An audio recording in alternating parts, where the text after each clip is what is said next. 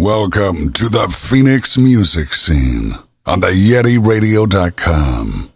The Yeti Radio, powered by DavidLeeImaging.com. All right, let's get to work. 3, 2, 1. Let's do this. The Phoenix music scene on the YetiRadio.com. Good evening, everybody. Welcome to YetiRadio.com, live on Twitch and YouTube. We've got Arsenic Kitchen in the studio tonight.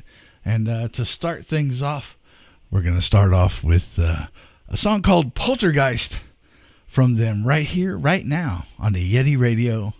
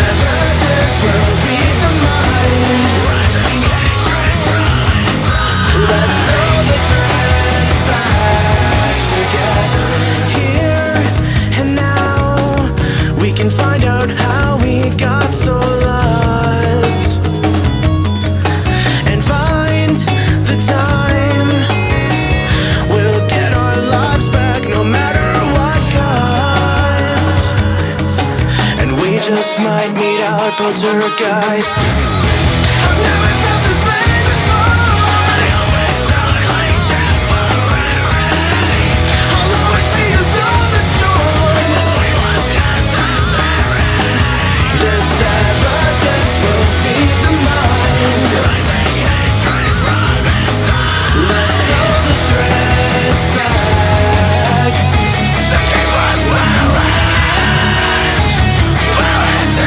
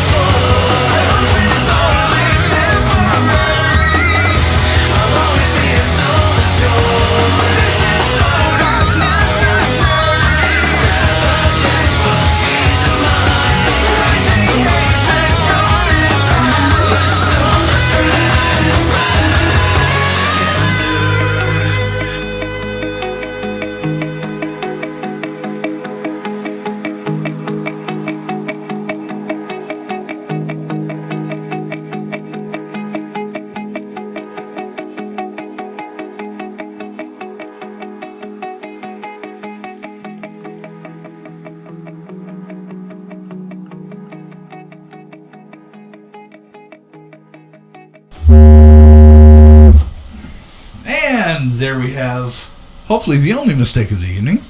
Please welcome Arsenic Kitchen. Hello. To the studio with the Yeti. Well, we will start off. First of all, thank you guys for coming and joining Thanks for me. having us. This is going to be a blast.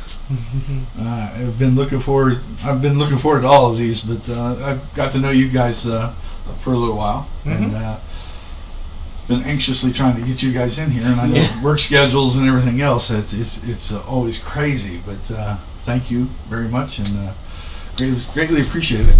Of course. And so I will let you guys start off introducing yourselves, what part of the band you are, and first off, who all is original? That's just me. Just you? Okay. Well, then when we get to you, you explain how you met or how you got brought into the band, and give us the backstory on that part. Sure. Yeah. Who wants to go, man? Blake, go first. Yeah. Right? Yeah, sure. So it was kind of just a side project. I'm Blake. I'm the guitarist, by the way. And main songwriter too. Don't forget that. Yeah. It was kind of a side project that I started because I was in a bunch of cover bands at the time. Well, I was in one main cover band, and I got sick of playing covers, and the guy that was a part of the band that was like the leader wasn't really interested in doing anything other than that, so I started as a side project to like write my own material.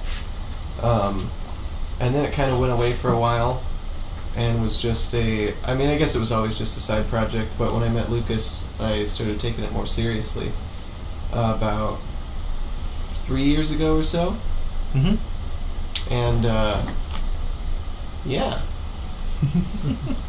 Awesome. I'll let him fill everything in from there. My name's Lucas. I'm the vocalist. I met Blake. I think we met at the end of 2017, beginning of 2018 time. I had been very, very minimally working, trying to start doing something musically in the Valley, and basically just hadn't found the right people yet. So Blake kind of took me under his wing for a while, and while we had originally started to do something different at first with the original bassist of the band, this basically we asked him if we could continue to do this project that Blake had been sitting on for a while, because he showed me Air That I Breathe, and I thought it was a really, really beautiful song. And I was like, I want to do that. Like, I like that way better than what we're playing right now. So we took that and, ran with it. And it was a long, long period of waiting, because we lived in the West Valley. So, like, it was a lot to ask to have people come all the way out that way. But, yeah, so that's how I joined. And since then, it's been a, great time, especially getting the two other guys in here. So it's been an amazing time with the band. COVID tried to kill it, but yeah, true. COVID tried to kill everything. Yeah. And you're from? I'm from Arkansas. You're from Arkansas? Mm-hmm. Yeah, I moved here in 2010, and I met Blake, 2017, 2018. So it's Blake, you're from? Colorado. Durango area. Awesome. Yeah. Came down here for the music? Actually specifically for music. I came down with a band that I was with at the time that all the other members were moving here for the opportunity to be in a bigger city that was more affordable. Okay. And so we moved here in 2016, I believe, and then that band broke up shortly after, and we all got our own houses. And that's around the time that I met Lucas when I was looking for somebody to start a new project with. Okay, Jonathan? Yeah, I guess I'm next. I'm the second most recent member. I'm Jonathan. I play drums. Now I'm born and raised in Arizona my whole life. I've been drumming for like 7 years. I joined these guys January of last year, so it's been a little over a year. It was Chris, their last drummer. How long was he with the band before? Like since 5, April. 6 months? It was like right around that. It was April onwards. Yeah, that last about half a year. Yeah, Chris was the solid drummer for a while, and when he decided it was time to leave, he found me over Instagram, And I'm like, sure, I'll check you guys out. So I went to a couple of the shows, and I'm like, wow.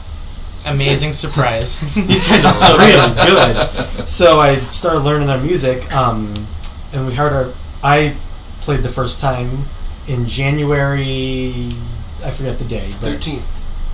Was it? You're right, January 13th of last year. That was my first time playing with these guys, and it was super fun. I instantly fell in love with the music, and I've just been keeping on top of it ever since. So now I'd consider this probably like my main band. I'm in a few other bands, but I'd say this is like the main one because this boy's busy. He's such a busy guy. He does a lot of just music work. He's nonstop working. So the fact that he's doing so much for us and his family is also supporting us in that way. It's really awesome. So yeah. We love this guy. I love you guys. Not to mention when we first saw you, like whenever I first practiced with you, I was like, oh my, how old are you? Like, oh my gosh. Yeah, I should probably mention I'm 20. Yeah, he's so me and Blake he's 28, I'm 26, and then these guys are both 20. So yeah, it's pretty crazy. Awesome. They're amazing and very talented for them being so young. So since you drum so much, you ever catch yourself drumming in your sleep? Probably. I've never heard of that happening, but I'm sure it happens. All right, then we have Mr. Leaf. So my name's Leaf. I'm the bassist. I'm the newest member of the band. I joined in. It's been about like 3 months.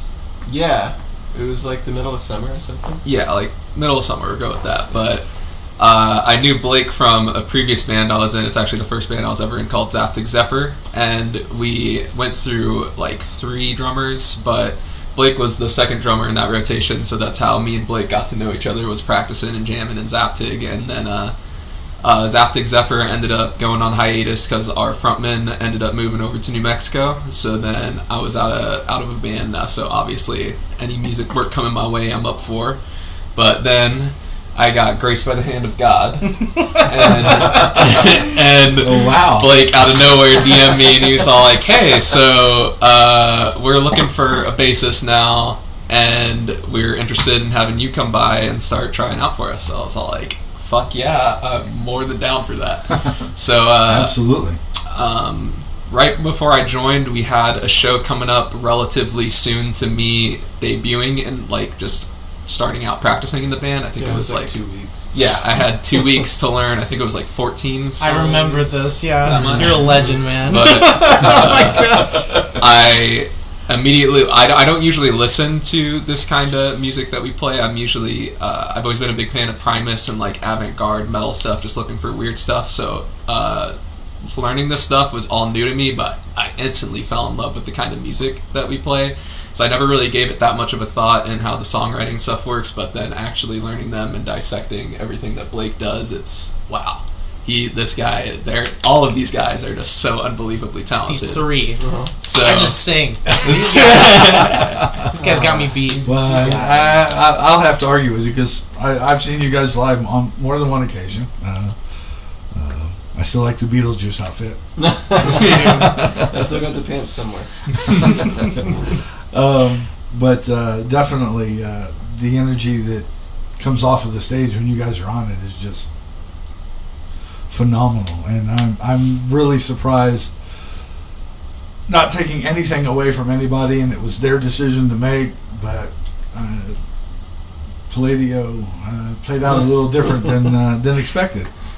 Yeah, but, our brothers in the scene, Alliance One, and they were neck and neck with us. So I mean, it was a great night. A very, very tight race. So I want to do that again sometime soon. I would love to do Play-Doh again. So it'd be fun. I'm sure. Yeah.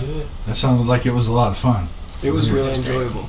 It was fantastic. It was a big surprise, honestly, because we just I think your dad told us hey, just throw in this song and see what happens, or throw in a song, and then we were like, this one, and it was Black Dawn, and they were tearing into folks like they do on the radio, like they were doing their morning radio stuff, right. And they were tearing into folks, and then they came to us and were like, not much to complain about there, and I was like, wow, okay, awesome.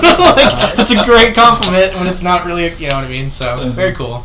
Right, and I heard a couple of other scenarios where they had some complaints about a particular band, but they let them play the whole song. Yeah. Oh, yeah. So I'm like, Okay. We cut that one down too. I think we cut like a minute and a half off of it. Yeah. Oh, wow. So that it would be more radio friendly. It was like 3.5 minutes long, and they cut it off at like 2:50. Yeah. Wow. So they made it shorter. That's crazy. Man, if only they could see what we got coming for next year. Yeah. Seriously. So. Well, that's kind of sort of why we're here, so you can put the buzz out there and get people sitting on the edge of their seats waiting for something. Yeah. Let's see. We covered that one. How did you come up with the band name? So it was. We talked about doing this group when I was coming up with the name. Me and the bassist of the other cover band were talking about like forming a group of a bunch of different musicians from around town. I guess you can't really call it a super group because we were all like local musicians, but we were talking about forming a group with everybody and just seeing what kind of music we could get out of it from different genres. And we were going to call it Rat Poison Cafe. Okay.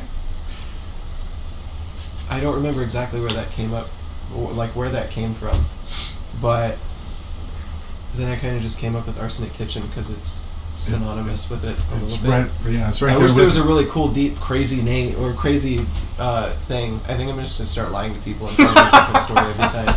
But, Yeah, we'll work It's a on great that idea, story. honestly. Yes. Great idea. Well, the truth is out now. It's in on Right. in digital and out for the world to see it. So Yeah. you can't lie now. I've always liked it though because Unless it's that was a unique, lie. and it's that's always been what the music and the band is about for me. When it started, was uniqueness and not necessarily adhering to any one genre, and being like a lot of the bands that I've admired, that change so much every time they put something else out, and don't really, put themselves into a whole. Particular straight line of music. Yeah, exactly. As most songwriters go too, you have all your influences and stuff, and like since meeting him, I think Blake has been the #1 influence on like me growing my music taste like to many different corners that it never has gone to before. Like before that, I think that the heaviest I listened to before I met you was like I thought like I don't know Metallica was heavy. I thought that Alice in Chains was heavy, and it's like great bands, but then he was like, hey, listen to Trivium, and I'm like, okay, and he introduced me to Tool. We're all three of us, all four of us really giant Tool nerds, but he's got so many different influences, and it's like he's never boring to write songs with, so it's amazing. Like I love where this band's gonna go. So other than Play-Doh, because that's probably a really big career highlight right now. It's fun, yeah. Any other career highlights?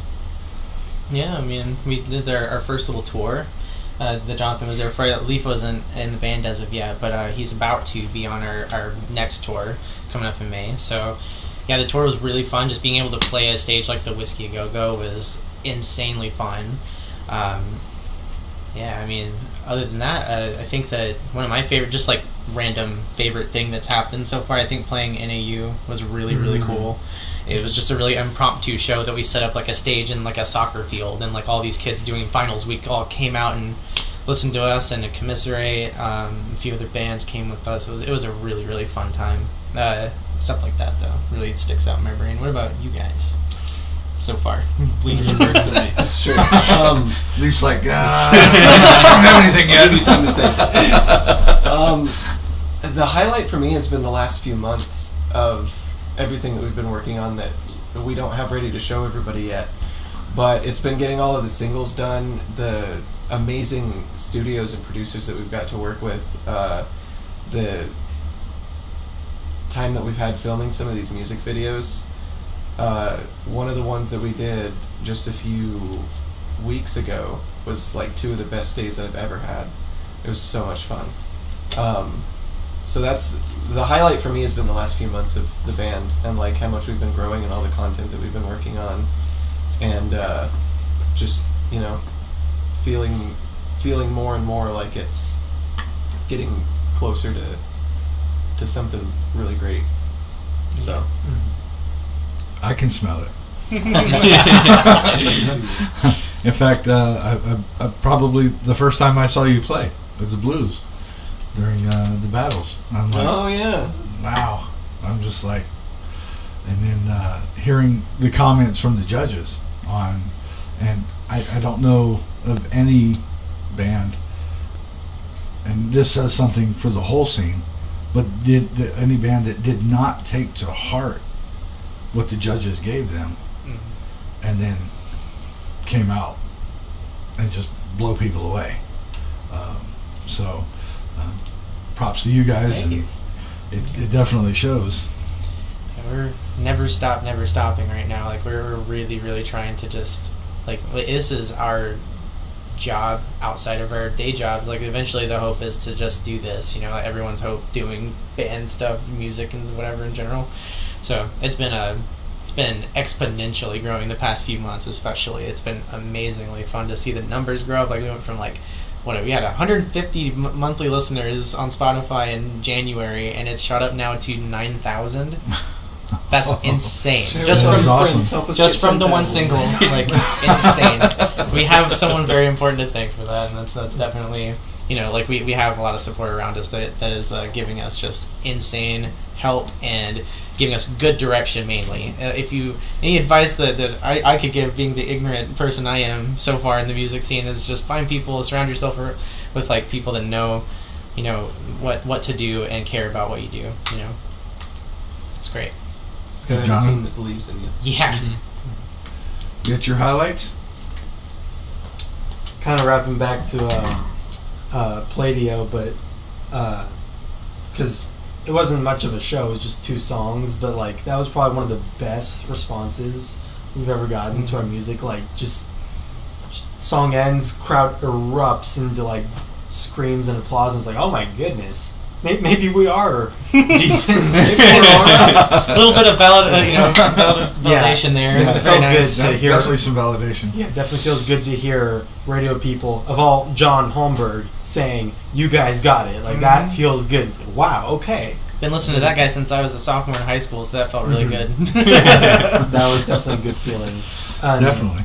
And then kind of also agreeing with Blake, just all the music videos we've been doing, like, that's been so fun, because, like, that's kind of, I mean, there's been a lot of moments where we do feel like a professional band, but especially the music videos. Like, we get there, we have a crew there, like, we're shooting a, like, professional video. It's like, wow, we're a big time band now. It feels real. It feels like real. real. It's actually like like especially, I don't know, like, you know, the early days of AK, like, of us, you know, in the West Valley waiting for other 2 members to show up. It's really, really satisfying, and just like a breath of fresh air to be like, oh, this is what it's like now. Okay, like, thank goodness, you know, it's not, even if it's not not stressful. all the money, it's nice to be making some money at this point. Yeah.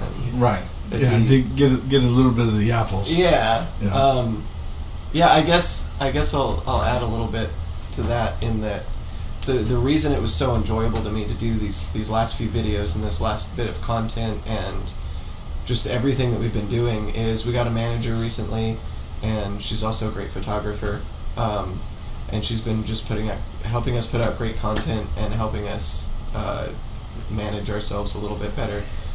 And with the music videos, recording all of that, it's just been so fantastic to finally not have to do every little thing, and have such a good team that, like, you can say, we want to do this, and they just help you do it. And it feels like you can do the parts that make you want to be the most creative. Yeah. And there's so many people around to help out and, like, help you grow in ways that don't feel like it's all just weighing down on you. And it's been really nice. It's Awesome. It's exciting. Definitely. Well, former job, you can't say it was a career or profession, because I didn't get to do it for very long, but it was probably the best job I ever had. I worked in the theater of a casino, and got to do the local crew part. Got to work with the road crews and meet everybody and do the setups and the teardowns, and by any means, that was probably my most favorite job ever. So, Yeah. I understand definitely the appealing part of everything once it starts flowing, and you've got all those people out there helping and you know, setting things up and getting things going. So that's definitely awesome. So what is your music philosophy?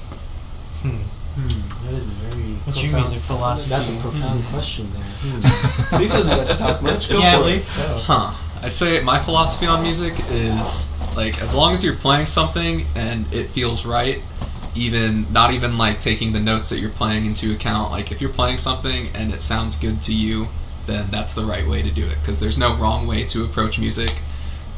For example, again, going back to Primus, because they're my favorite band. If you listen to them, it is the most unorganized, like putrid kind of sound you can think, but it's so organized, and the playing is so phenomenal, like just phenomenally, just like they're just such big virtuosos at what they do. It's just ridiculous to see them take that kind of approach on their instruments. It just really opened my eyes to the fact that there are no rules. Like as long as you have an idea of what you want your sound to be and where you want to end up, you're doing the right thing. And if you keep pushing for it, no matter what people say, and keep trying to do what you want to do, even if people like your friends aren't agreeing with the music that you're doing, blow them off, because in the end your friends aren't going to be the people that are listening to your music. They're still your friends, obviously, but you just got to stick to your gut, stick to your heart, and do what feels right to you. The difference between thousands of listeners and a handful of listeners. Right. Yeah. Exactly. Okay. How are you, sir? I guess I'll. Formulating a thing. I'm formulating, but I'll Calculating. I'll start and then formulate the rest as I speak. Yeah, kind of like what Leaf was saying. Like, do what you want to do. Don't follow like the formula. Because I've taken a lot of. Like, I've done a lot of music education. I've done classes on like music theory and songwriting and all that. And like, they treat it like there's rules to music, and there's guidelines to like help you write good music, but you don't have to follow the rules. And it kind of bugs me that a lot of people try to force that, and then a lot of music you hear these days is kind of generic and like the same formula. Like, I don't like hearing that. On the side, I write my own music as well, and like I every time try to write something completely just breaking the rules and like trying different things. And like I still keep I like understanding music theory. I like having that knowledge, but I use it to write crazier, weirder songs. So I guess what I'm saying is just you can break out of the box. You don't have to write the same thing over and over again. Do not conform. Do not conform. Exactly. How about you, Blakey? Oh, I mean, it's very similar. My music philosophy. I think as long as you're enjoying what you're doing, as long as you feel like the music that you're playing is, or listening to, I guess, you don't have to be playing music. You can, the music that you're playing or listening to represents who you are and what you want to be doing. You know, as long as it's something that you feel is you. I don't think it really matters. Because I really love new music. I really love pop music and like top 40 stuff. At least like half of the top 40 stuff. But I also really love Metallica and Mr. Bungle and Primus and a bunch of other bands that nobody knows who they are. So yeah, as long as it's something that you love, I think there's really nothing else. Okay, so I think that my number one thing that has helped me through, because I didn't really know how to sing very good whenever I first met Blake, that's for sure. Like I had an idea, but I didn't know how to do much anything. I didn't have much technique. So since then, it's just been this like big uphill battle of like trying to figure out the right way of how to teach myself, basically, because I'd never had the money to be able to go and get vocal lessons. So I finally am going to start taking some very soon, but the point I'm trying to say is, like, you know, growing up, for example, I used to always trace those coloring books. You could trace, like, you know, something really, really pretty, and I never felt bad about showing people about it, because I'm like, look, I did a thing, and they're like, that's cool. And it's like, you know, it is, you know, you tracing over someone else's work, it's a copy or whatever, but if that's going to help you learn in the long run, do it. Don't be afraid to try out, you know, certain things that you think might work for you. Don't, like, experiment as much as you can. Something might stick to the wall that you want to, you know, keep doing the rest of your life. You might never know. But, you know, this is everything that we've been doing, and everything that I've been doing as a vocalist has been like church for me. It's like I crave learning new stuff about music and bands and all that stuff in general, and I also crave like our weekly practices. I feel like a piece of me is gone whenever we can't get together. It's like this is more than just a band. It's like I feel like we are very much like family, and everything that we do as a family type thing. And it's like, that all happened because I took risks and I said, okay, let me try to be a singer, and now I'm here. So it's like always experiment, take the risk, don't be afraid to try new things out, Maybe that's another thing that I'll go back and add to the career moment, is that this is the first time I think in the history of the band, since I started it like 10 years ago as a side project, that it's felt like a full family. Mm-hmm. Like every member wants to do it, and we all genuinely enjoy being around each other and playing music together. We all truly understand each other musically, and that's kind of a milestone for me, is that it's finally there's not like one member that might kind of not be in it, or everybody feels like truly a part of it. Yeah, I complained So that's constantly pretty great. about like how much we had to wait and everything, but then again, Blake had to wait in almost an extra 4 years than me to feel like anything has really taken off, So it's like I wasn't playing music for almost 4 years. gotta give this guy lots of props for just being patient and trusting and caring about this enough to just keep doing it, because this would not be a band without him, 100%. So we owe this boy a lot. I really thought you were going to make a metaphor for coloring outside of the lines with your tracing. That would be perfect. You just Close gotta go enough. against the grain. They always say the right one's coming. You just have to be patient. I thought I was good at drawing, but I'm not. That's why I sing now. Okay, as an individual, what or who inspires you that is non-musical? Not musical. Oh. Not musical. Shoot.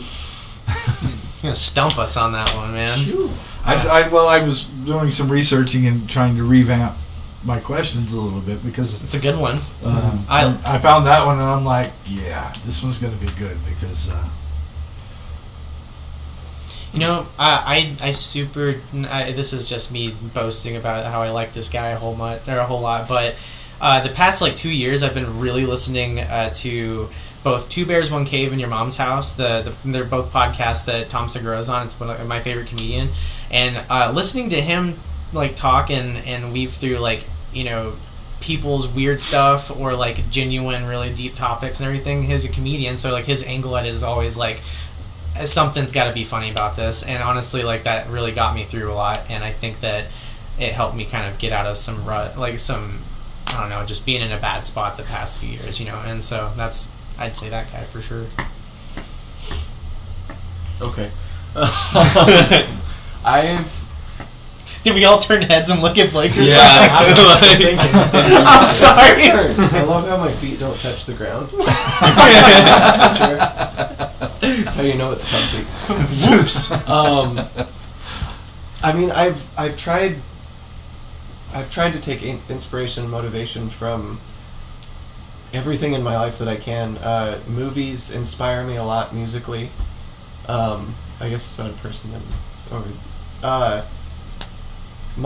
both of my parents have always been really musically supportive. My dad was super supportive of me playing. He bought me a guitar when I was like 14, and he used to be a roadie for a bunch of bands, so he was super into it. He was super excited when I started playing.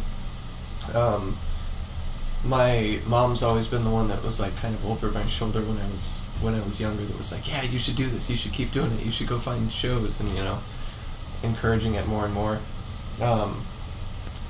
So I'd say there, as far as people that aren't musicians go, they've been the biggest inspiration to me throughout the last 10 years of my life, to keep going, and awesome. yeah. Yeah, I hate to be copying answers, but I definitely feel like the people. Jonathan's parents also inspire me a lot too. To keep going. That's exactly what I was going to say. Well, yeah, they're at every show. Yeah, but yeah, my parents, and not just them, but like all the people close to me, just all really inspire me, because they're all super supportive of what I and we do, And then I can like think of some friends in particular that like I just really admire. I don't know, just their philosophies and like how they live their lives, and it just makes me want to like improve every day, like not just at music but like in everything I do. He does. Yeah, I think and so. You should be getting better. I try. And then going back to my parents, like in addition to them supporting me, like I think of like in the past, like the risks they've taken to like get to where they are now. That it just inspires me to like take more risks and like just work harder. And even if you like suffer for a little bit, it's okay, because if you work really hard, then that'll lead up to something even greater. So that's pretty much what inspires me to like keep working hard every day. It's a good man. I'd say not to copy Blake's answer and not to also copy Jonathan's answer, and also Jonathan's parents both are. I love my parents too, by the way. No, he doesn't. I love all your parents. But my dad is definitely a huge inspiration on me for even just the fact that I want to do music, because growing up, he was a metalhead, and he was always listening to like Sabbath and stuff as they came out, and Dokken, and like pretty much everything you have on that wall right there. But he got into the kind of metalhead scene a lot, and then he started playing in bands and hearing the stories of like people that he's met and stuff and opportunities that he got. There's a scene in Point Break. I've never seen the movie, but there's a part where some dude is like his ass bare naked, and like he gets his ass smacked. And my dad is supposed to be that guy, and he did the auditions for that, and it came down to the very last two people. And then that guy that ended up getting the seat that you see on the movie, he had a commercial, and my dad didn't have a commercial that he did before, so that guy ended up getting it. But hearing stories like that, where it's like you were so close to really just being right there, opened my eyes up to like, wow, like this part of the world that seems so unobtainable to people in reality, as long as you believe that you can do it and you research and like actually understand the necessary steps to get to that point, that anything is possible. You really can get anywhere that you want to be. It's just your mindset that's going to stop you. But my dad really helped drill all that into my head, that like, wow, this is something I really can do with my life. Yeah. No one tells you the your butt blueprint. spanked someday. That will Well, be that might have to be a future answer for the next question. Do you have any pre-show rituals? Well, we have a new one now. Leaf's going to be backstage mooning the band, and I think that our pre-show ritual is chaos. Yeah. Yep. Yeah. We're always like, all right, we're gonna meet here at this time. We're gonna be ready. We're gonna take off, and we always have to be like, we'll add 2 hours onto Somebody that. always delays it by like 2 hours. Something always happens, so it's So- just expected now. But you Yeah. know, it's a thing. I don't know. Our pre-show rituals are just mostly like we get together, we meet, we check out a band or two that's playing that night. We make a game plan if we do need to, and that's about it. Like I think most of our have lunch and stretch. I think our ritual is mostly after show. We almost like 9 times out of 10, if we're playing like in a place that doesn't like, it's not like 1,000 people, like it's not a small town. We usually go to a Denny's after a concert. Like it's like 1 o'clock in the morning, and we're like, we need some food right now. The only place is open is Denny's, and we're like, all right, Grand Slamwich, here we come, man. We're gonna eat like slobs after show, but what are you gonna do? We're tired and hungry. One day we won't be so chaotic, and we will find some pre-show rituals. Yeah, maybe we can like high five or something. Yeah. Or like, sacrifices, like Yeah. 5,000 flies. Draw a big smiley face in the parking lot with paint and leave it there. Light it on fire. what do you think makes your music unique?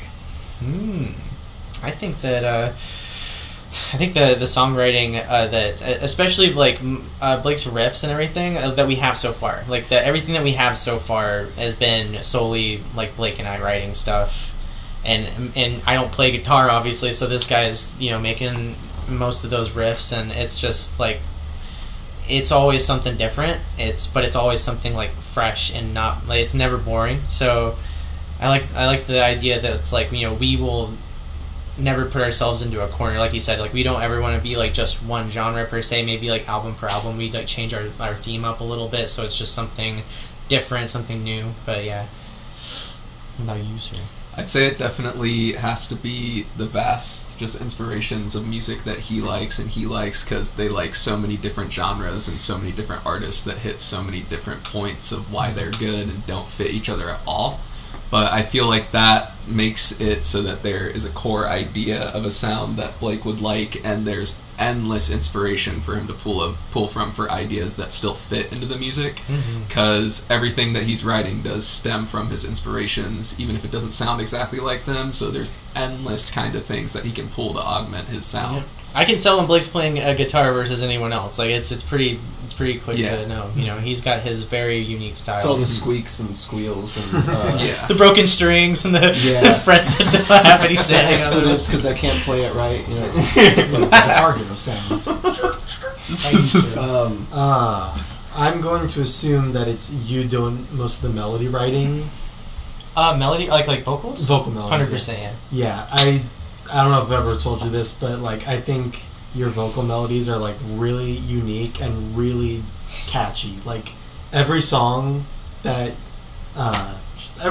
ours like could be on the radio because you just write such good melodies. Like it's any song could get stuck in someone's head because like this guy is writing some really beautiful melodies. I think about it way too much whenever I'm doing it, so thank you. That makes me feel a lot better. Yeah, really good melodies. Like I always find myself humming the songs because I'm like, oh. Thanks, man. I appreciate you making me all butterfly. Well, the next one's apparently directly for you. Where do you draw inspiration for your lyrics? My lyrics? So there's a song or two that was, you know, like the quarantine soundtrack stuff specifically, that was all stuff that Blake and had written, like, you know, a while ago, and stuff like that. You know, that's all him and everything. But past that point, I don't know, like the newer stuff, especially like all the new singles that we have coming out and everything, like Week, for example. All like I don't know why, but recently, like again, I'm saying like we're gonna possibly change some themes and stuff per album, per whatever thing we're doing. But it's just like since 2020 especially, I've like been just like I've had a lot of like I need to get something out. I don't know what it is feeling, you know. So what inspired me during that time especially was listening to like so I had a few bands that were just like constantly on repeat in my brain, and when it came to singing especially, like I really, really dug into Dance Gavin Dance because our friends showed them us. My friends up in Colorado showed them to me. You know, while we were all cooped up in the pandemic and everything, and I fell in love just because like it seems so impossible to be able to sing so freaking well, like super high, amazing range that the guy has in Dance Gavin Dance, and then the screams. I was like, I want both of these. How can I do both of these? And it's just been a constant struggle because I want to do both during a show, but if I do one more than the other, one lacks, you know. So it's been a big ball game of that. But yeah, I just felt like I had to get a lot of things out recently, and I tried to make it the most emotional, beautiful sounding vocal lines, and tried to just like hammer screams if I could over like any stuff that fits it, you know. Then meanwhile, the softer stuff definitely was. It's like Blake pulling me back down to earth and being like, let's be good and let's do some beautiful things, and he like turn that raw stuff into like really, really like beautiful, you know, emotional stuff, and that's what our acoustic album was, I think. And it's like a lot of the more like, you know, I guess the songs that we would send off to radios more so like Air That I Breathe, and you know, the upcoming songs that we have coming out. It's like those are definitely like, you can notice like I'm not trying to like just nail everyone with screams. I want to really show off that I'm like doing my job in the band, and I'm not trying to overshadow anyone else, because all of these guys, like without them, like I wouldn't be sounding as good as I am. So yeah, right, absolutely. Back to the question I asked you at the Time Out Lounge. What's that? Mentally, where do you go when you transition? You asked me because you said I looked like I was going to kill someone on stage, and I'm like, yeah, I don't mean to do that. Looking in my direction, I'm sure you were looking through me to whatever Neverland, but what? You know, it's actually changed a little bit over the past year. I've gotten a lot more comfortable being on stage. They used to make constant jokes about it before shows. Like, Lucas is so nervous. Lucas is nervous, and I'm like, he would just shut down like an hour before the show, and I was just like, quiet. Like, I just could not. Like, I wasn't like, you know, shaking in my boots. I wasn't like freaking out or anything. I just like, it was like ants in my pants before the thing's happening, and I would just turn into like I need to focus type thing, I guess. Just I don't get know. in the zone. Yeah, so like whenever Lucas's pre-show ritual is anxiety. Oh no, I might not sing very good. Let me just do a quick warm up and I blow out my voice. No, I'm kidding. I don't know. I definitely was in a spot where I was like, I need to just like forget what I'm doing right now and just go. And that's kind of where my brain was. It just like turn off autopilot, you know? And since then, like, I found myself, especially when we were learning new songs, like we did the cover of Come Together for the first time at Jeremy's, I think, because I learned Come Together like the day or two before that, and I was like, this song is insane! These lyrics don't make any sense! And I was trying so hard to remember them, and like, I don't want to mess this up because everyone knows this song. And I just got into the habit past that point where it's like, I don't want to turn into autopilot in case like there's a thing like that happening, right? I can't forget something. Like, I need to like either make notes for myself, but I basically I need to control the chaos. So right now it's more like I can go through everything in my head before the show, and I'm like, I'm good. And then we get up on stage, and it's like I feel like instead of me being like on my own and alone and just on autopilot, I'm next to these guys instead, which feels a lot better. I still have the same kind of like craziness that I used to have. It's a little bit more controlled, like I said, controlled chaos, which I want to show that because people like it. So it's like I just want to dial it into like a more focused thing, you know? Right. Be more of a front man than just a crazy person on stage. So Come Together as in the Beatles. Yeah. Okay. Mm-hmm. I've heard several covers of said song, and I want to hear this. It's a good one. We like it a lot. Yeah, I heard it for the first time at our last practice, and it blew my mind. It's really good. I want to hear this. That's another piece of content. We're starting a cover series soon. Okay. We'll release either every week or every month. We haven't decided how well we can keep up with it yet, but that'll be one of them. It's like we keep playing new shows, and we're like, hey, we should throw in, like, we should do this cover and do this cover. And our two that we used to stick to was Come Together and Everlong. At this point, we've got like 15 of them. Yeah. After Emo Night, like we kind of grew that catalog up quite a bit, and the one that we've been really sticking, like we have a few. I don't know if Blake wants me to tell exactly what we have in mind or anything like that. Yeah, after we play. Yeah. Okay. So yeah, I mean, we have Put lots that of one stuff on the back burner. So, yeah. All right, we'll break into a quick intermission, and with Arsenic Kitchen live in the Yeti Radio studio. Bye-bye. Intermission song is going to be GSS Part 2, right here on the Yeti Radio.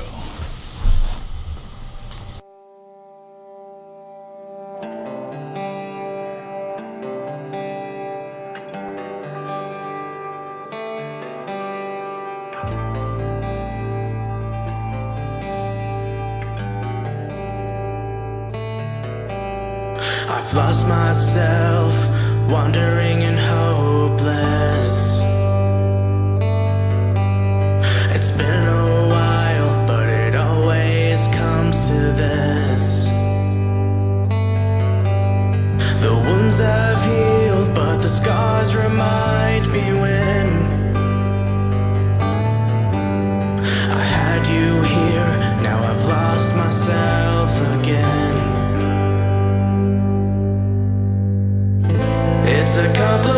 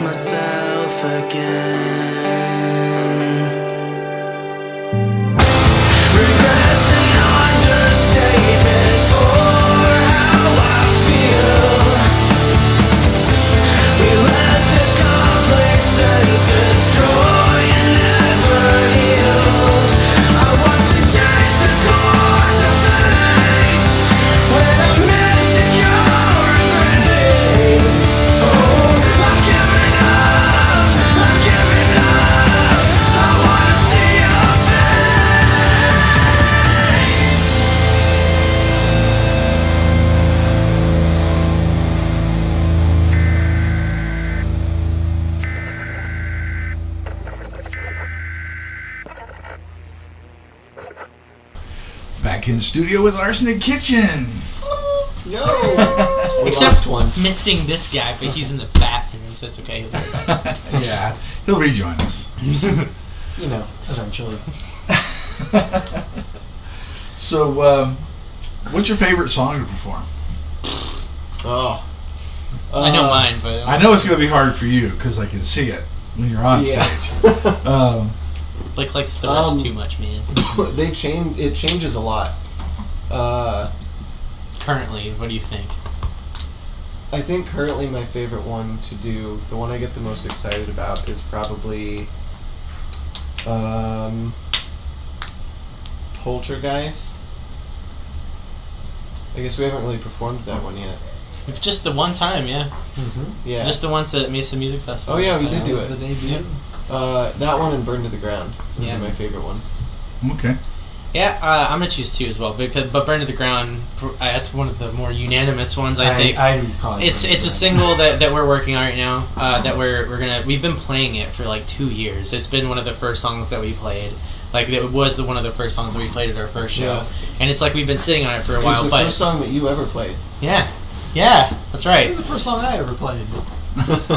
It's like it's so yeah, that one we won't go into too much because again that will be coming out soon, but it's like it's been a long time coming and we always love playing it. It's just it's super weird to be like that's our favorite song and then be like, you know, someone comes up in the crowd and they're like, where is it? Like it's not out yet. So we're working on it. It's gonna sound It's gonna be so super much good, fun. super duper good. We're gonna do a lot for it, so keep on the lookout. But second runner up for sure is Judgment, just because every now and then I do like to go crazy nuts and scream my head off, and that's like my favorite for sure out of those. My answer is Burn to the Ground is number 1 because but I think a number 2 for me is probably Black Dawn. Black that Dawn's one because that's like The tom play, man. that's like a very unique song because that's the only one that's like the triplet stuff. Da, da, da, da, da, da.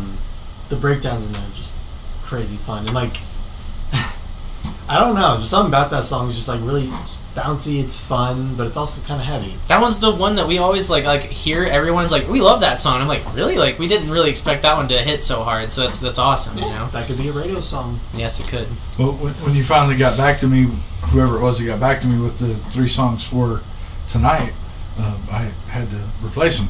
Because I was like, well, okay, I'm going to get stuff ready just in case they don't respond.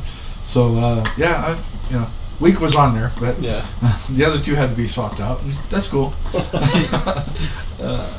What were your 2? The other 2? The Air and I'd have to look. Air That I Breathe In. Yeah, The Air That I Breathe. That's a great one. That was the one that turned me on to doing this. So, it's a good song. It's got a really great meaning behind it too.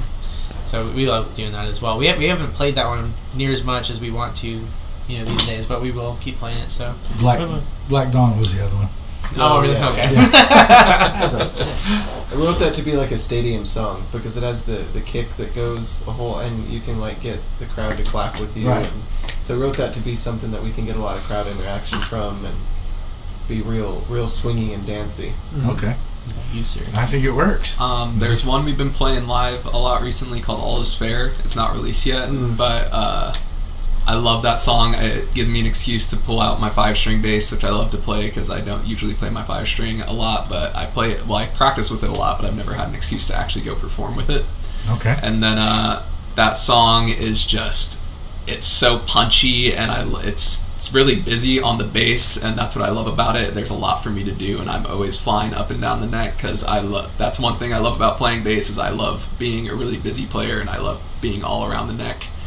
And dude's wicked on a bass guitar.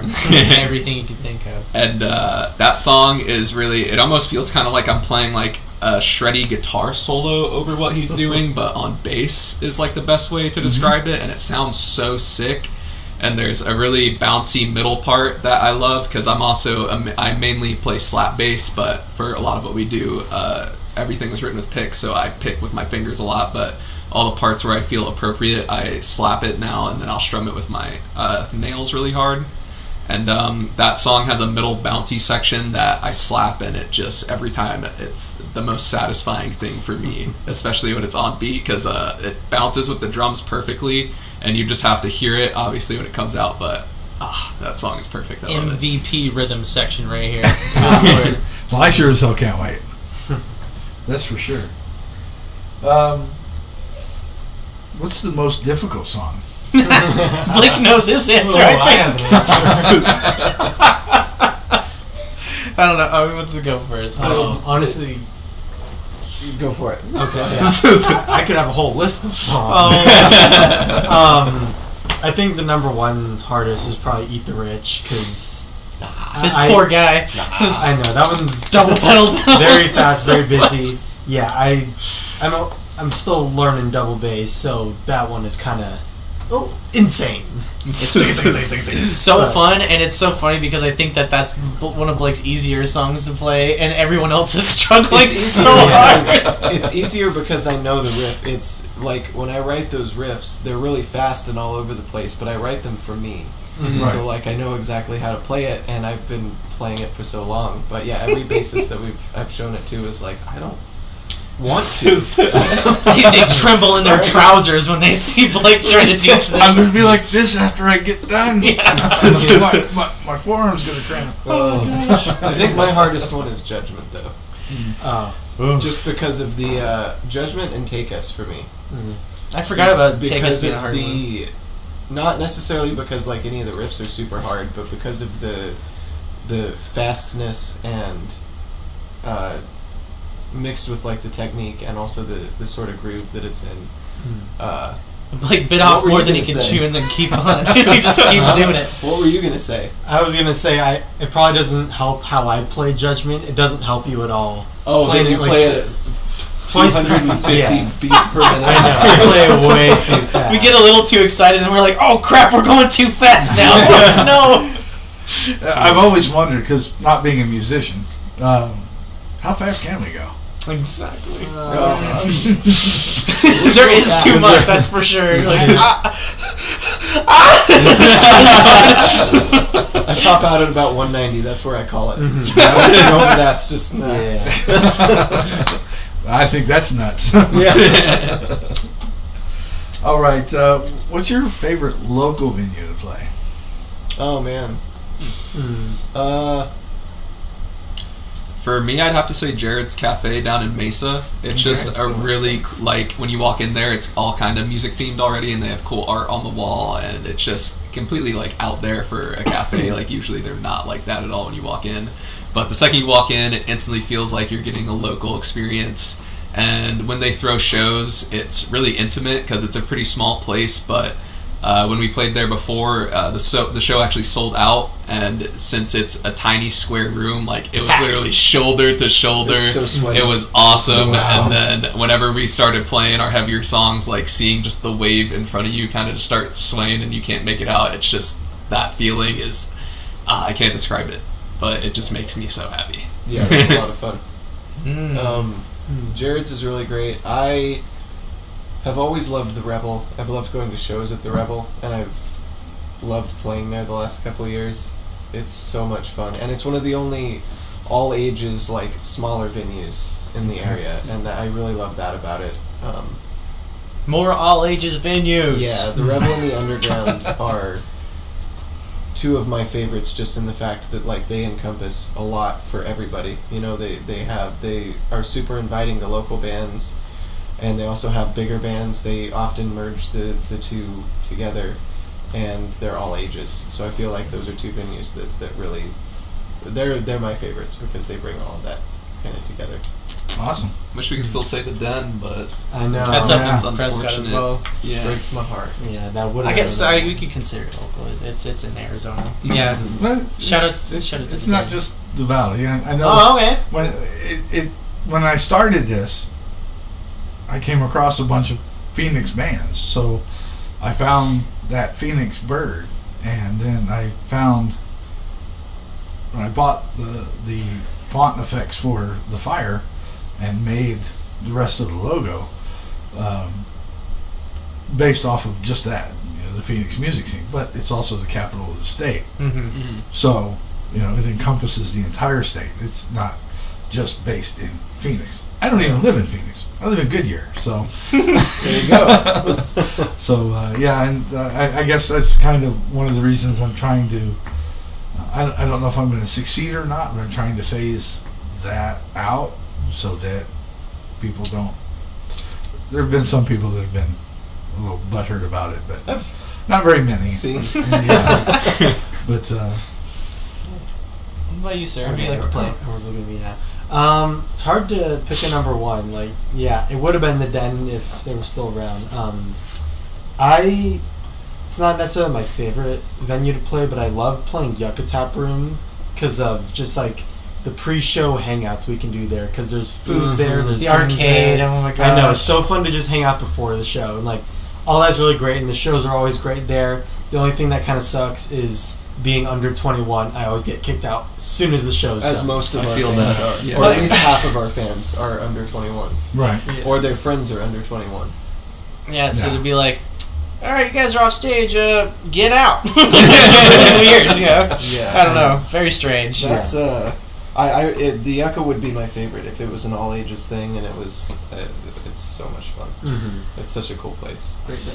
I'm going to say that my favorite, and this is purely based off the fact that it is the biggest stage we've played so far, and the fact that I'm really looking forward to a redemption show, because I almost blew out my voice. But the Marquee Theater, I want to do that again, really bad.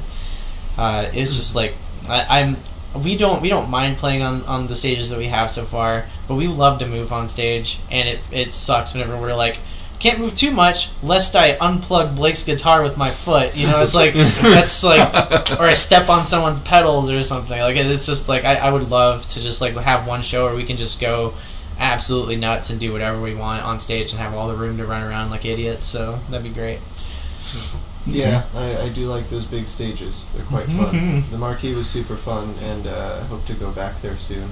Very soon. We were supposed to play there with Saliva recently, but Yeah. rest in peace to guitar player, poor guy Wayne. Yeah. Yeah. Yeah. That always changes things. Yeah, it sucks. Yeah. It's I'm heartbroken because the Den closed and I never made it. Oh yeah. We're all like So- that still hurts to think about, because like we always think about like, all right, let's plan an out of town show or tour or something, like let's hit the Den. You know, it's like we were always looking forward to play there. That place Did was it just beautiful. shut down, or did they sell it? Or- I don't know if it's gonna reopen or if somebody's gonna just gut the building. He was selling a lot of stuff when he moved out, so Okay. I think he was planning on making up some of the losses with getting rid of all of his equipment and whatnot. Okay. But We'd love I would you love to to- see somebody take it over Right. if they want to.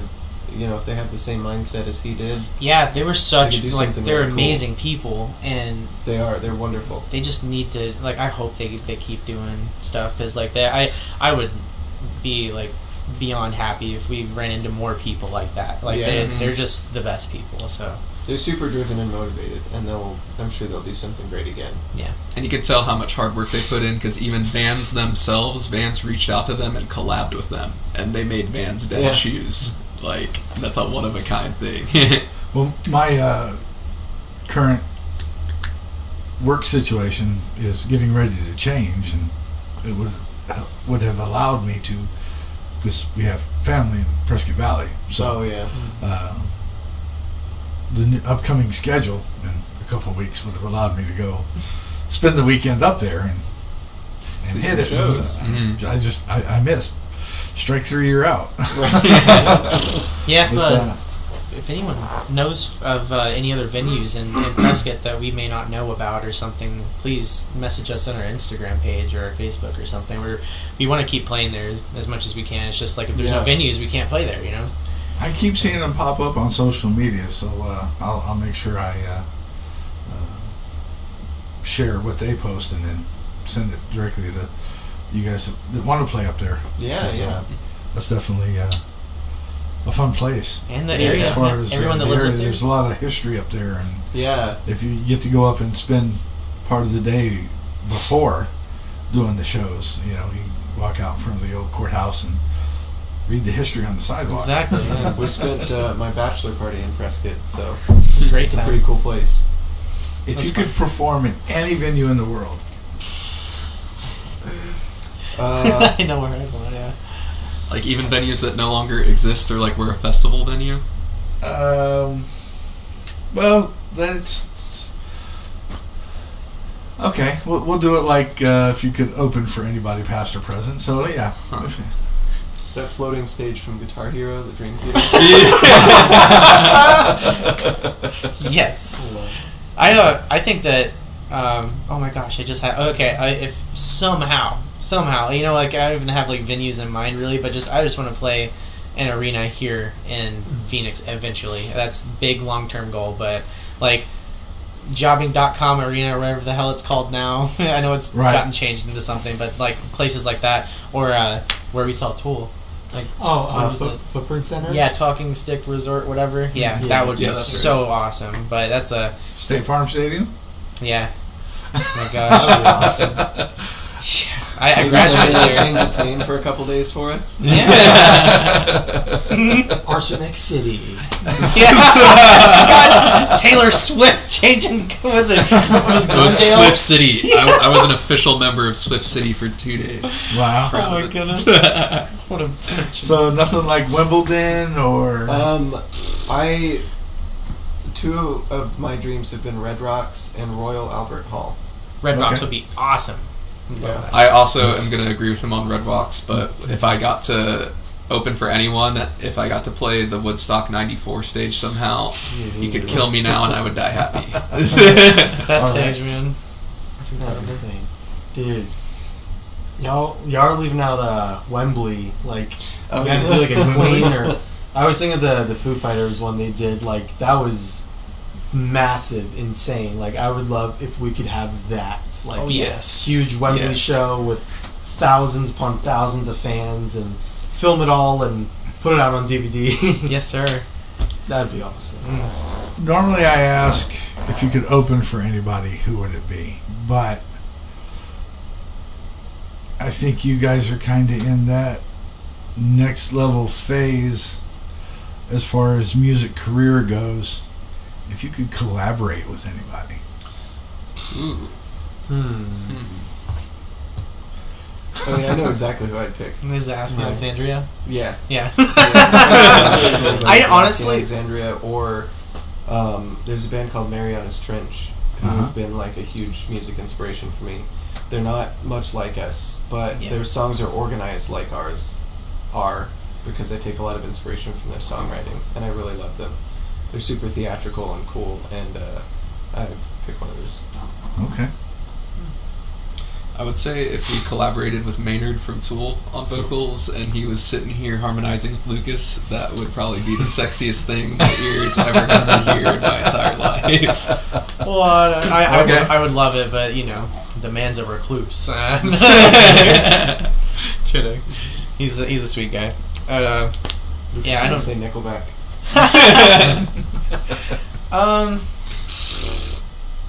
Man, all the bands that I would say are like obscure, not bands anyone would know. I feel, but I don't know.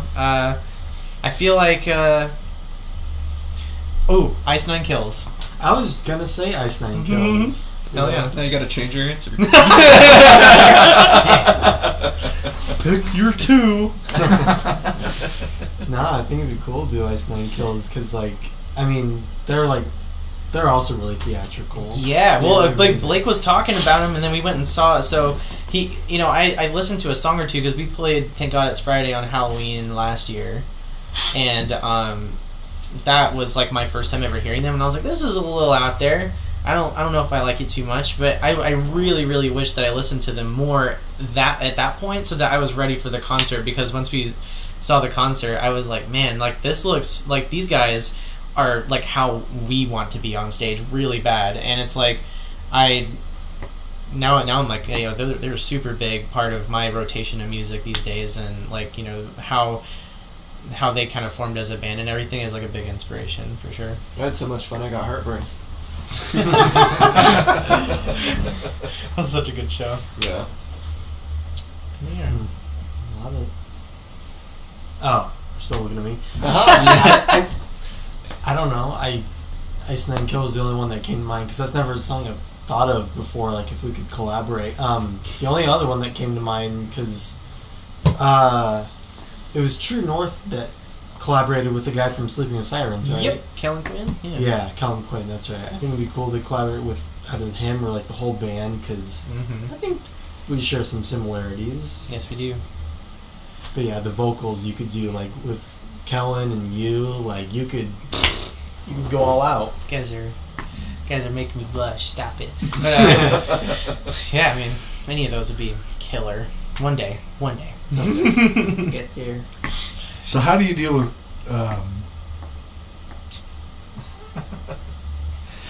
with creative blocks?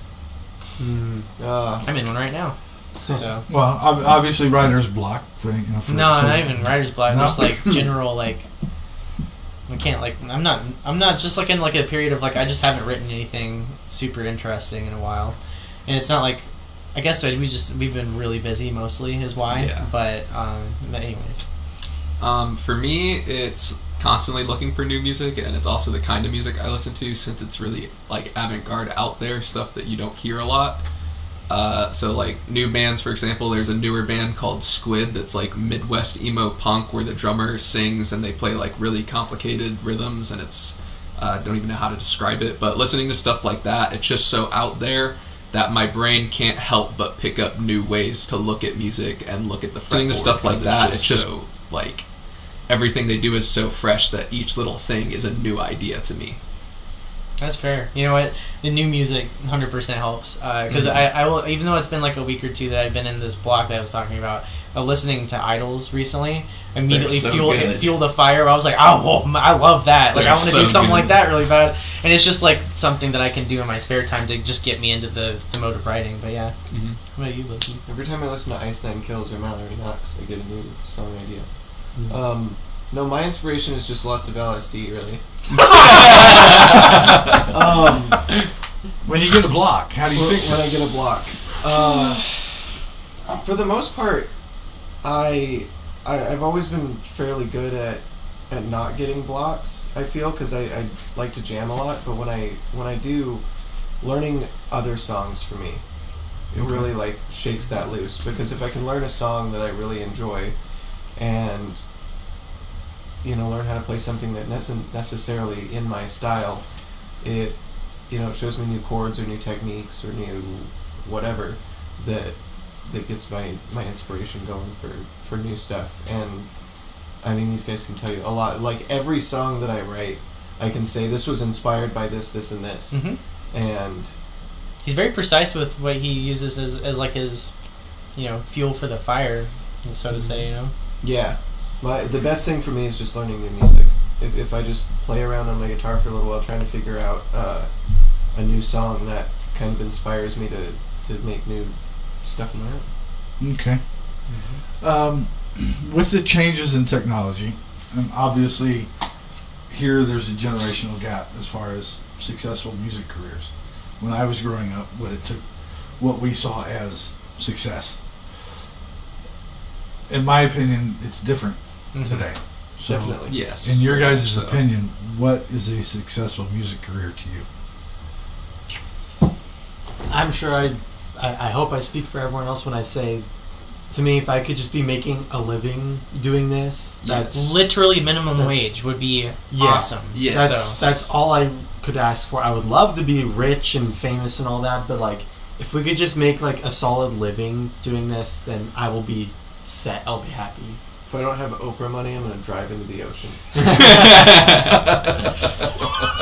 Yeah, I'm in the same place. If I can just provide for myself and my whole family very comfortably doing this, I'm set. I'm good. I definitely feel the same way, but also another thing to add is knowing that like if I can get to a point where consistently like we're gonna play a show and I know there will at least be 150 people no matter what, like knowing that I'd have full crowds to play to all the time, that would absolutely explode my heart with joy. This is not to bog down the conversation, but unfortunately success, I feel like these days is measured in the numbers of your plays and all that stuff online. And while there is some truth to it, there is something to be said about, you have to be like Goldilocks band / artist or whatever to be able to actually do it right and well. So it's like you have to be able to not only pull the weight of playing the shows and making sure you do good at those shows, but also like that you're following that you're doing your job on Instagram and Facebook and YouTube, wherever you got your music stuff. Make sure that everything looks and sounds, whatever, like everything that you're presenting yourself as online needs to be like just as pristine as possible. Is what we've been trying to do, number one. But it's like if you don't do it, it's very noticeable. So it's just one of those things. Like, do it if you can, because it's going to help you so much in the long run. And I feel like that's like the very bare minimum of success these days. It's like, numbers and how you present yourself. Unfortunately, it's like the music obviously like needs to be that number one thing, but it feels like it's changing and it stinks. But eventually, that's going to change back. We want to change that back to just this song good. I like this song. I'm going to go see this band. So this is what I want it to be. Well, so bad. And coming from a fan, I understand that the recorded music is pristine. It was made in a controlled environment, and it was made perfect as it could be. But for me, it's the live. Not that you can do what's on the CD or on the MP3 on stage, but just so that it's a good show. And, because shit happens. Oh yeah. Feedback. Okay, so I understand that. And I don't dock points for that when it comes to, because shit happens. But how you continue on, how you perform, how you engage on stage, for me, whoever it is what I'm looking at, because I came for a show. And it's about the music, but it's not about the music at the same time. I grew up in an era where it was theatrical. Kiss, Alice Cooper, Ozzy. It's all about the show and wowing people and getting them into it. So with that, how do you feel when the crowd joins in on a song? That's always a good feeling. Yeah, that's like butterflies in the stomach kind of feeling. Oh yeah, it's like you've just done the best thing in the world. Yeah. It. I mean, obviously at this point it happens more often with covers, because everybody knows that and everybody can scream along with you. But the more stuff that we've got out on Spotify, the more that we get to see some more and more people in the crowd singing along to our stuff, our originals, and it's the most fantastic thing ever. Euphoria. To know that something that you made affected somebody else so much that, they want to join in it with you. Do any of you happen to recall how many people were in Central Park for Garth Brooks? A lot. And he stopped singing. That's awesome. Yeah. And for you guys to have that at this level is totally amazing. That speaks volumes in itself. It may not be 150,000 people or 100,000, whatever it was, but still, it's happening. And it's intimate, and we like it a lot. Absolutely. Yeah. With your new videos, obviously you're going to have them on YouTube. Are you guys looking at Focus? Focus We're TV? going to send it off to literally everybody. So definitely Focus, and definitely like any other online streaming platforms, anything at all. We're going to do some heavy promotion for all these coming up, because this is our last little hoorah before we actually like get down and dirty with our debut album. So that's going to be the next big chapter after these songs. Awesome. Mr. George Harlan says hello and great show. Hey George. We got Mr. Edward joining in on chat. Hey, His favorite song. Or favorite band, obviously. And then we've got, is that Ian Denny? Yeah, it's him. We said, what was the first person? We said Harlan. I don't know if that's George Harlan. That might be Madden and his family, maybe. No, I don't it's know. George G. George. Oh, I'm so sorry. Jeez. No, you're fine. There's another person with the last name Harlan. I was like, huh? Then Mad Guitars over on Twitch saying hi. Yeah, that's Madden. Hi, how you doing? Woo! We're gonna play with you soon, very soon. Yeah. Yeah, we got the tour coming up. Our first show is at the Hive in Durango. We're gonna play there at the little skate park, and fill it up real nice and tight, and play to a bunch of really cool kids. So sweaty. Awesome. Heck yeah. What else you got going on the tour? So after Durango, we have a show set up now in Memphis, and yeah, we've got a couple in Colorado, and then we're coming down through Arizona, and we're still trying to get a couple set up right at the end in California. Okay. Those are iffy and not sure. We were not going to announce anything yet, but right. No. Yeah. Trying to go through the Southwest again, and next year we're planning on doing lots of promotion with the new singles and stuff, and then trying to get up to all the northern stuff. Okay. Maybe Texas. Yeah, maybe call it the I-10 tour and roll the way across to Florida and back. Yeah, we're always on the way up in New York and all of those super northeast states. So hopefully we'll get up there sometime soon. Okay. Yeehaw. Awesome. And so, when are we looking at another single coming? Time frame? That's we haven't announced anything because we're waiting on our studio at the moment. Okay. Our producer, but in the next month, expect something. Yeah, there will be something, and then continuous stuff through the rest of the year. Yeah, we're gonna try to plan something out where it's like a regular thing, like until these songs are try. Totally. It's happening. Yeah. Yes. We're sticking to a very set plan for the rest of the year and everything. So. Okay.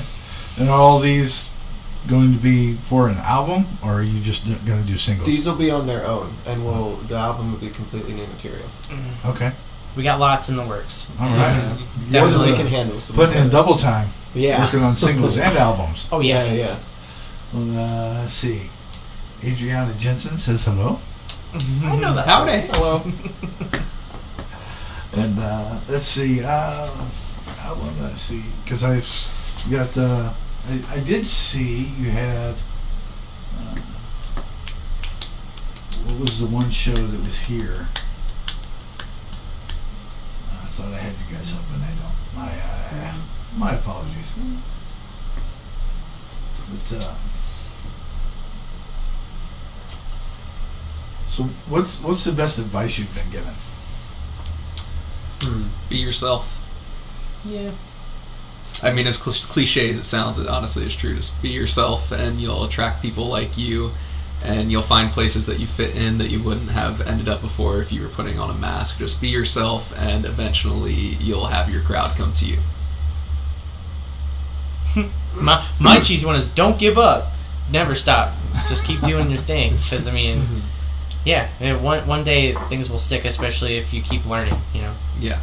Okay. I think the best advice that I was ever given was my dad, and he told me, don't ever take advice from somebody that you don't respect. It's good advice. Always kind of held that with me. I don't know if it's necessarily the best advice I've been given, but it's just something that's always stuck with me. It's kind of bittersweet. I was told to have high hopes but low expectations, and that very much applies to this because, as I said before, I'm really hoping that we all get rich and famous and all that, but I'm not going to expect it because that only happens to one in however so many people. But yeah, I'm trying to keep the expectations low, but I'm really hoping for big things for us. And again, I'm willing to work really hard for all of it. So this band is in the business of making its own luck, being in the right time and place, because we're in every time and place. And lots of money and cars. Bentleys and BMWs. the best one I've heard and what best one that's been given to me, because it's one I can use across everything I do, is because we're always performing, no matter what it is, whether it's on stage, whether it's at work, or whatever. But it's always perform for that one person. Mm-hmm. Okay, and you never know who it is. You know, you got to take care of making sure that they see you. Yeah. Mm-hmm. Yeah. So I think that makes for amazing careers. I think so It does, too. yeah. Yeah.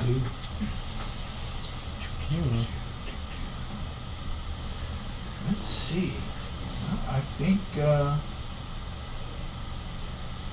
Has anybody ever thought about quitting music yet?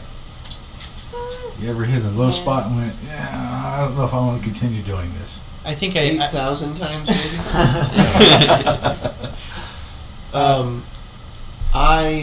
I've never. I mean, I guess I've done it. I've quit before. I quit for somebody that wanted me to not play music anymore, and but it's never been something that I've realistically considered and been like, no, this is what I should do. It's always been something that I've just known from the time I was like 4. So I guess no, I've never actually considered quitting. Well, it's probably an unfair question because you're still fairly young. I've as a considered band. whether I want to consider it, because I'm like, oh, is this sustainable? But I've never actually considered doing it because it doesn't matter to me if it's sustainable. It's what I love to do.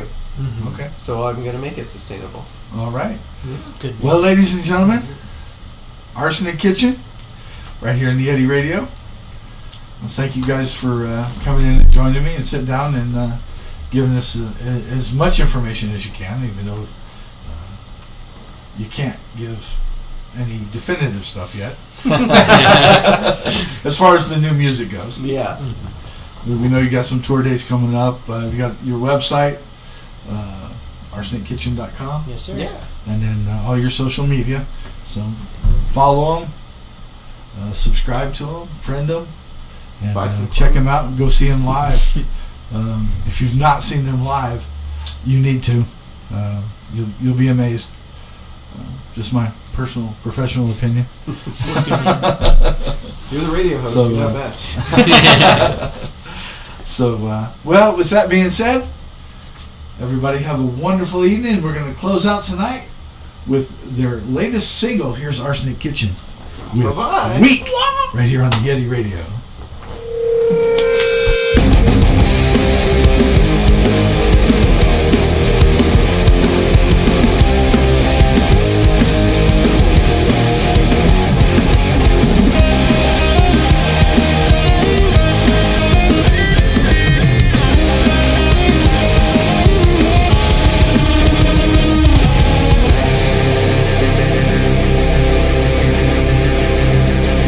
What came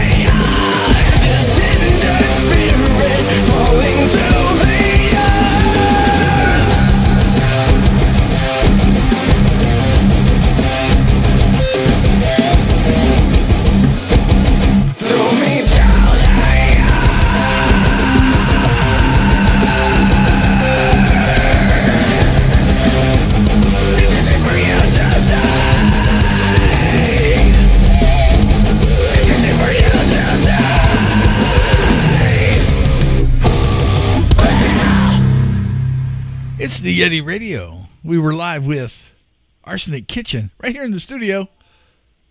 And they're hanging out. And everybody have a great night. And you rewatch this on YouTube and Twitch. So check that out right here on the Yeti Radio.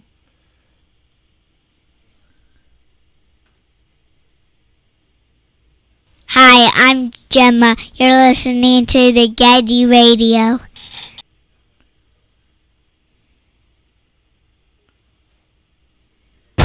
It's